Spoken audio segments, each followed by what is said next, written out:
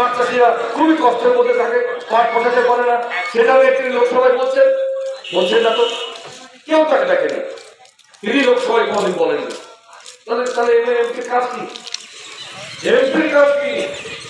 উনি বলে বেড়াচ্ছেন 25 কোটি টাকা পেয়েছি, আমি খরচ করেছি। আমরা বলেছি পরিষ্কার, মুখে খরচ করেছি বললে হবে না। আমিও এমপি ছিলাম, খরচ করেছি যা কোন খাতে কোথায় কোথায় সব লিফলেট করে মানুষকে দিয়ে দিয়েছিলাম। দেখো কোথায় কি খরচ হচ্ছে, মানুষের অভিজ্ঞতা দিয়ে বলুন, ওরা বলতে পারছে না। আজকের কাগজে বেরিয়েছে, আনন্দবাজার তো দেখে নেন, আজকের আনন্দবাজার দেখে নেন, দমকলে গিয়ে ওরা একটা লিফলেট বার করেছে, দমকলে সব জায়গায় থাকে, দমকলে বার করেছে লিফলেট বার করে বলেছে যে দমকলে যে একটা রবীন্দ্র নজরুল ভবন আছে, রবীন্দ্র নজরুল সাংস্কৃতিক ভবন, সেই ভবনে নাকি আবু তাহের খান 60 লক্ষ, 36 লক্ষ আর 24 লক্ষ, আমি যোগ করে দেখেছি 1 কোটি 20 লক্ষ হয়। উনি বলছেন 1 কোটি 20 লক্ষ টাকা ওই ভবনে দিয়েছে, ভবনের চেয়ার কিনবার জন্য, ভবন সংস্কার করবার জন্য, আর ভবনের চারিদিকে প্রাচীর দিয়ে ঘিরবার জন্য।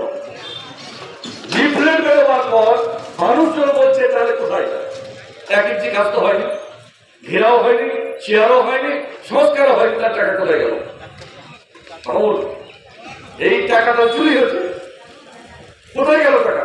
হয় টাকা অ্যালট করা হয়নি, মিথ্যে কথা বলা হয়েছে, আর তাহলে টাকা চুরি হয়েছে। 1 কোটি 20 লক্ষ টাকা খবরের কাগজ আজকে আনন্দবাজার থেকেও দেখে নেন, মুর্শিদাবাদের কথা দেখে নেন, বেরিয়েছে 1 কোটি 20 লক্ষ টাকা দাঁড়িয়ে আছে দমকলের এই কাহিনের টাকা। তাহলে বাকি টাকা 25 কোটি টাকা, সেই টাকা কিভাবে খরচ হয়েছে বাইরে ছাপালে আমরা বুঝতে পারতাম সেই টাকা সত্যি খরচ হয়েছে নাকি স্কিম বানিয়ে অফিসারদের সঙ্গে যোগ সাজস করে সব লোপাট করে নিয়েছে, যা 100 দিনের কাজে হয়েছে, যা 100 দিনের কাজে হয়েছিল। 100 দিনের কাজ তো বন্ধ, 100 দিনের কাজ চালু হয়েছিল বামফ্রন্টের সময়ে। বামফ্রন্ট যখন কেন্দ্রের কংগ্রেসকে সমর্থন করেছিল তখন 100 দিনের কাজ চালু হয়েছিল। আর মমতার আমলে মমতার ভাইয়েরা এত চুরি করেছে 100 দিনের টাকা যে চুরির চোটে শেষ পর্যন্ত কাজটাই বন্ধ হয়ে গেছে। আমাদের মুর্শিদাবাদ জেলায় 10 লক্ষ মানুষ পরিযায়ী শ্রমিক, এই জায়গা প্রান্তে খুঁজলে 600 পরিযায়ী শ্রমিক পাওয়া যাবে, যারা কেরালায় গিয়ে কাজ করে, যারা মহারাষ্ট্রে গিয়ে কাজ করে, যারা দিল্লিতে গিয়ে কাজ করে, যারা তামিলনাড়ুতে গিয়ে কাজ করে তারা। আমরা বলেছিলাম 100 দিনের কাজ চালু ঠিকভাবে করো, আর 600 টাকা মজুরি দাও, তাহলে এদের থেকে মানুষ আর বউ বাচ্চা ছেড়ে দিয়ে বাইরে যাবে না। তা তো হলোই না, এত চুরি যে মোদী সরকার শেষ পর্যন্ত বন্ধই করেছিল। তাহলে গরিব মানুষের উপকার হতো, তৃণমূলের চুরির চোটে গরিব মানুষের পেটের ভাবটা চলে গেল, চুরি চলে গেল। সেই তৃণমূলের ভোট চাইছেন আবু তাহের খান।